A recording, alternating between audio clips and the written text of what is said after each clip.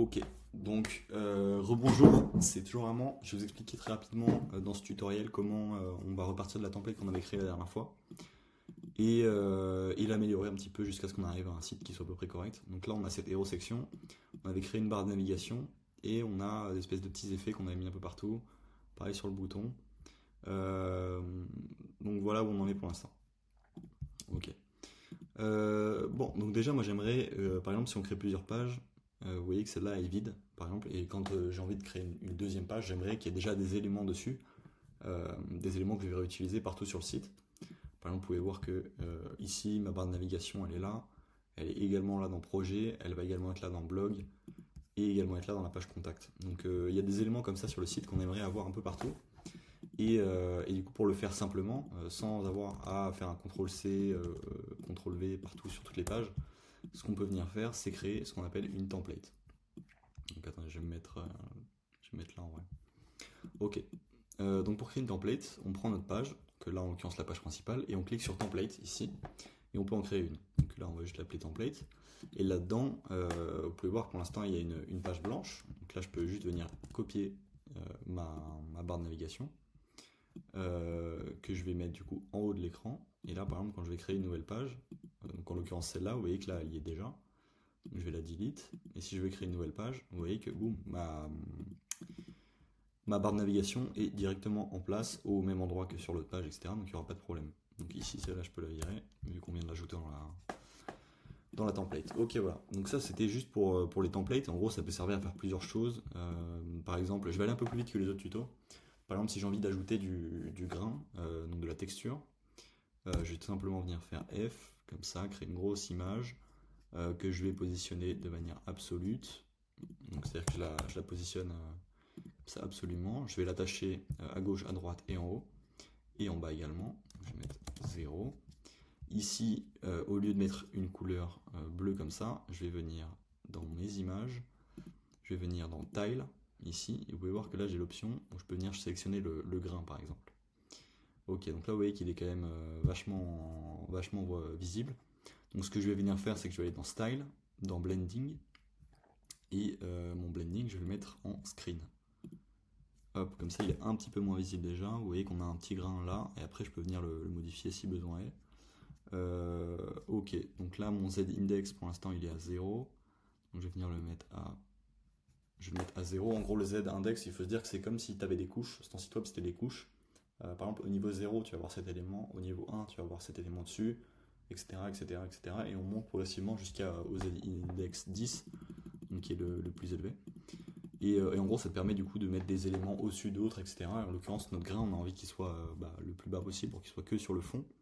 Et ma navbar, si j'augmente son Z-index, vous voyez que là, pour l'instant, c'est pas visible.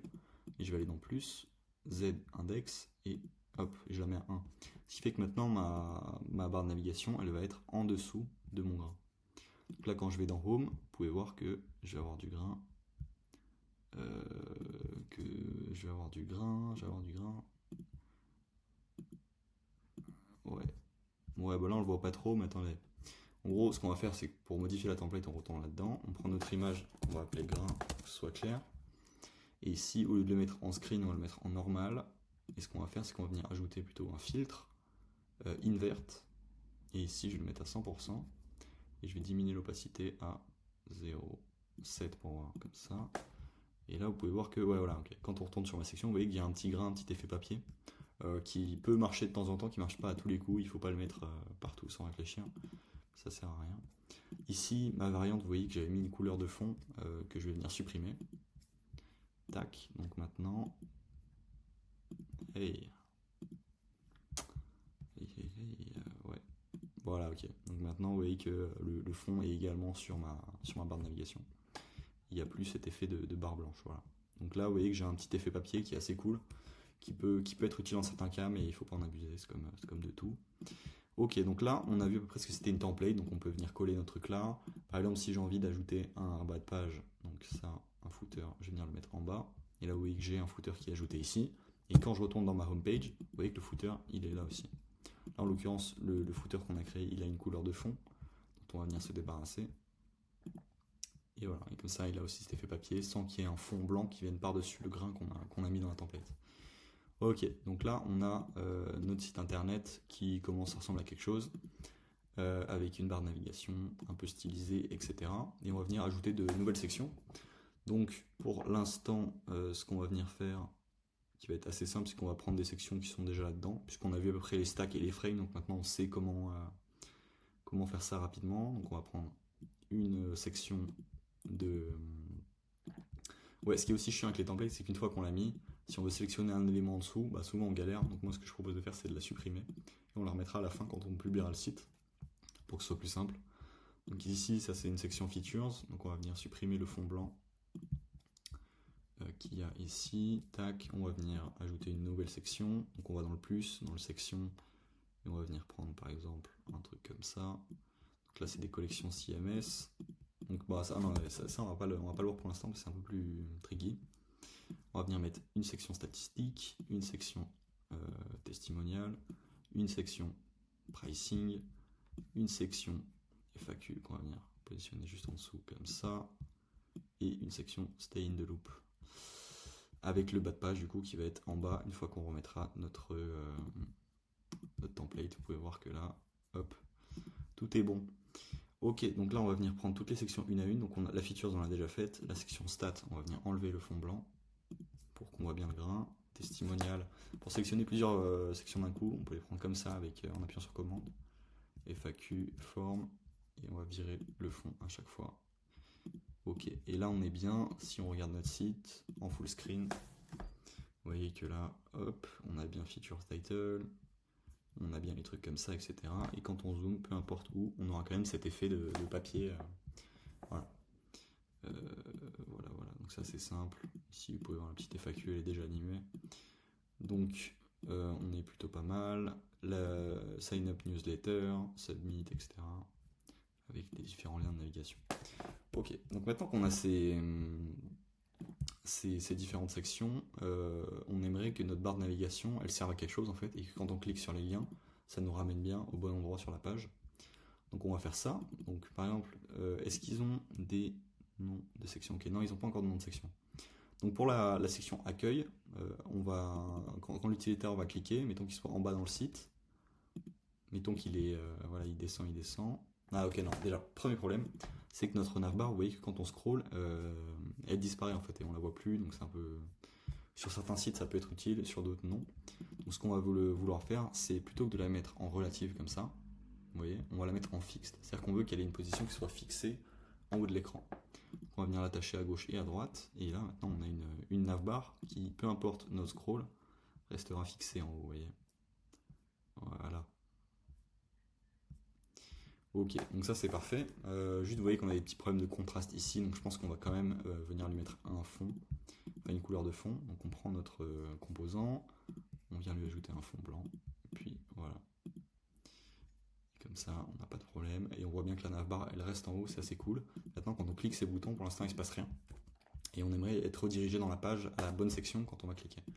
Donc ce qu'on va faire, c'est qu'on va commencer par créer des scroll sections. Donc pour faire ça, on prend notre hero section, on descend un petit peu, et là, vous voyez qu'il y a scroll section.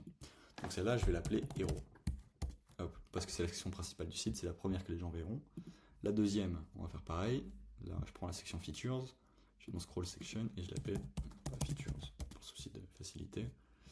La section stats, on n'en a pas besoin. La section testimonial, on n'en a pas besoin. La section FAQ, on va en avoir besoin. Scroll section FAQ. Okay. Et la section forme, du coup, qui servira un peu de section contact. Donc on va également l'appeler contact ici. Ok. Ok, donc là c'est bien, vous voyez qu'il y a des petits hashtags à côté de chaque section, c'est-à-dire que cette section-là est considérée comme une scroll section qu'on vient de créer. Donc maintenant ce qu'on va faire, c'est qu'on va venir sélectionner notre barre de navigation, on la prend. Là vous voyez que je vais sélectionner mes boutons, ici mes navlinks, et on va venir leur mettre des liens en fait. Donc là il va falloir qu'on remodifie un petit peu nos navlinks pour pouvoir ajouter un lien. Ici vous voyez que dans link to on n'a rien, et on n'a pas de variables qui ont été créées, comme ça pouvait être le cas avant. Vous voyez qu'on avait créé, quand on prend le texte, ici on avait créé une variable titre du lien.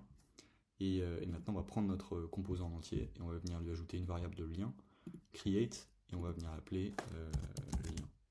Voilà. Ok, c'est top. Donc maintenant quand je reviens ici, Ok, il y a eu un petit problème. C'est-à-dire que... Ah oui, maintenant c'est fixed. Donc on va toujours la garder en feed content. Feed content, comme ça, il n'y a pas de problème. Voilà, ok, parfait. Donc maintenant, quand je vais sélectionner mon navlink, ici vous pouvez voir que j'ai toujours la variable titre du lien, et maintenant il y a la variable lien qu'on vient de créer qui s'est ajoutée. Donc quand on va cliquer sur accueil, on aimerait être redirigé dans la section, enfin dans la page déjà, home, la page principale, et maintenant on a le choix de sélectionner une section. Et là, c'est les sections qu'on a créées, donc nous en l'occurrence ça va être héros, donc la première section du site quand on clique sur accueil. Pour service, ce qu'on va faire c'est pareil, être redirigé vers la page home, et on va vouloir aller dans features, la section, FAQ, même manip, hop, et contact. Contact. Ok, parfait. Maintenant, il faut aussi qu'on vérifie un truc, c'est que dans notre lien là, vous voyez que on a différentes options. Donc, on peut soit ouvrir un nouvel onglet quand on clique sur le lien. Donc nous, on veut pas ça, on veut qu'on reste toujours dans le même onglet, peu importe où on clique. Et enfin, le scroll, c'est-à-dire que est-ce que quand je clique sur mon lien, je vais être redirigé vers la section instantanément, ou alors je vais avoir un scroll horizontal, un scroll vertical qui va m'amener en douceur vers cette section. Donc nous, on préférait que ça soit smooth. Donc là, on est bon pour tout ça. Donc maintenant, quand je vais aller dans mon site internet, vous pouvez voir que j'ouvre le truc. Et quand je vais cliquer sur accueil, je suis bien redirigé là. Quand je clique sur service, je suis bien redirigé vers la section features. FAQ, je vais bien vers la FAQ. Et contact, je vais bien vers le formulaire. Ok, donc là on n'est pas trop mal, on a une barre de navigation qui fonctionne bien. Maintenant, mettons qu'on veuille ajouter, tu vois, des petits éléments à côté du... Enfin, c'est-à-dire qui restent tout le temps fixés sur l'écran et qui permettent du coup voilà, d'ajouter un peu plus d'informations, etc. Ça peut être un petit bouton WhatsApp par exemple ici. Donc c'est ce qu'on va venir faire. Donc on va aller dans notre template ici. On prend notre page, on met Edit Template. Et là, ce qu'on va venir faire, c'est qu'on va ajouter une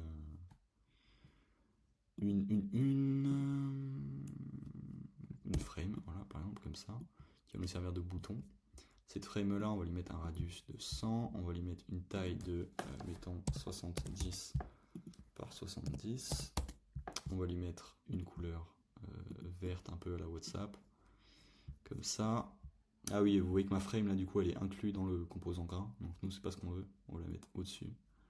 Voilà, comme ça, on n'a pas de problème. Et on va venir lui mettre un Z-index qui va être supérieur, comme ça, on va bien la voir sortir. Ok. Donc là, notre frame, pour l'instant, elle est positionnée relativement, c'est pour ça qu'elle est en haut. On n'a pas envie que ce soit le cas, on a envie qu'elle soit en sticky. Voilà. Non, pardon, pas en sticky, en fixed. Tac. Et on va venir la placer, mettons, comme ça, en bas à gauche de l'écran. Hop, en 30-30. Parfait. Là-dedans, on peut venir aller chercher un SVG logo WhatsApp, par exemple. Je vais aller dans SVG Repo, qui est un bon site pour trouver des icônes. Je vais mettre quelque chose comme WhatsApp.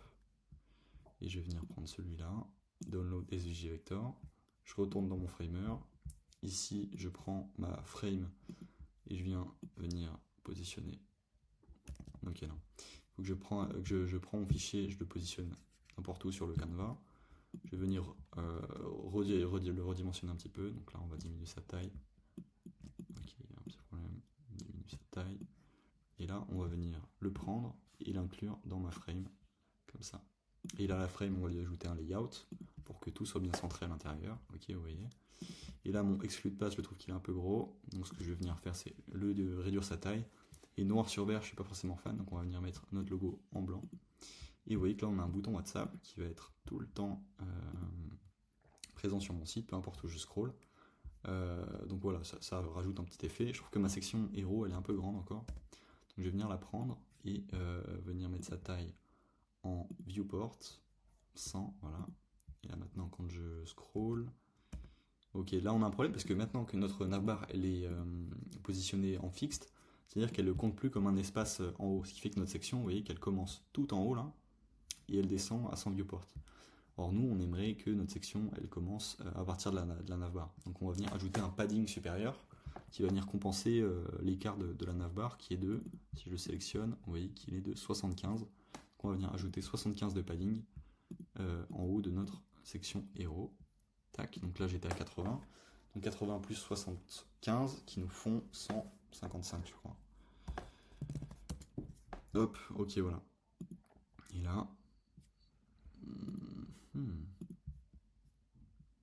Ouais, bah là c'est un peu mieux. Ok, bah top. Donc celle-là, en fait... Ah oui, non, c'est ça, ok. Celle-là, il faut que je la mette en fil, comme ça. Et celle-là, il faut que je la mette en fil également. Ouais, un truc comme ça, peut-être. Non plus. Mon stack d'images. Ah oui, voilà, je le mets en fil. Tac. Comme ça, on a tout qui est bien positionné. Ok, là c'est mieux. On a notre image qui prend voilà, une certaine partie de la section, mais qui prend pas non plus l'entièreté de l'écran. Notre texte aussi qui est là. Et nos différentes sections qui vont être en dessous.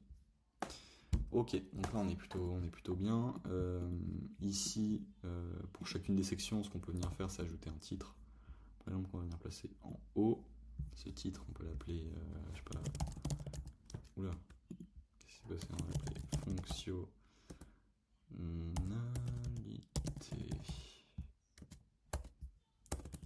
Hop, on va venir lui mettre notre style H1. Pour l'instant, vu qu'on a créé un seul, en théorie, là il faudrait mettre un H2 ou un H3. Bah, remarque, on peut aller le créer de suite. Donc on va aller dans New Style, on va créer H2, et on va venir diminuer un petit peu sa taille. On va le mettre à, je sais pas, 56 par exemple. Ouais, même 48. Voilà, 48. Là, vous voyez que le texte il est un peu proche des sections.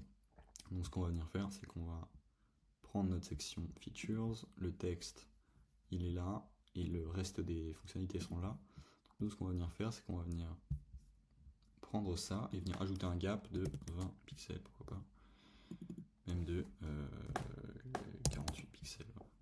Comme ça, on a un meilleur espace entre le texte et les différentes features. On va venir également prendre chacune des images. Ok, là j'ai encore un problème avec ma template, c'est-à-dire que vous voyez qu'elle est là, et du coup quand je sélectionne un élément sur la page, ça va me rediriger vers la template à chaque fois. Pour l'instant, on va la virer, ça sera plus simple à gérer. Ici, on va venir mettre des images. On va venir, non, pas de choses. Unsplash toujours, prendre quelques petites images. Donc là, je la prends, je vire le carré qui est au milieu.